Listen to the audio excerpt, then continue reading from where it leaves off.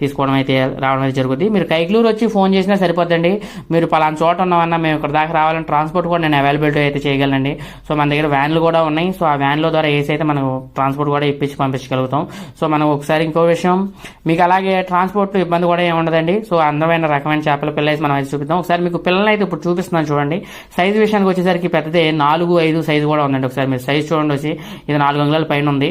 So 4 size 4-5 3 కూడా ఉందండి. ఎందుకంటే ఆ పిల్లలు కూడా మీకు అయితే చూపించాలి నేను. సో 3 కూడా ఉంది. మనకేంటంటే 3 పిల్ల కూడా అయితే ఉంది. ఒకసారి చూడండి, అందులో చిన్నపిల్ల 3 అంగుళాల సైజు అయితే ఉంది. నేను ఆ పిల్ల కూడా కొలతలు వేసుకుని అయితే కొలచడం అయితే జరిగింది. సో 3, 4, 5 ఈ 3 రకాల చేపలు అయితే మన దగ్గర అయితే పంగస్ చేపలు అయితే అవైలబిలిటీగా ఉన్నాయి. ఒకసారి మనం పంగస్ చేపలు చూసుకుంటే అందమైన రకమైన పిల్ల ఒరిజినల్ పాత పిల్ల అయితే మన దగ్గర అయితే అవైలబిలిటీగా ఉండడం అయితే జరిగింది. సరే మీరు పిల్ల చూసుకోండి. ఈ సైజు వచ్చేసరికి చిన్నపిల్ల చూడండి. సరే ఏల్లో పెట్టుకున్నాను. చిన్నపిల్ల సైజు వచ్చేసరికి 3 అంగుళాలు ఉంది.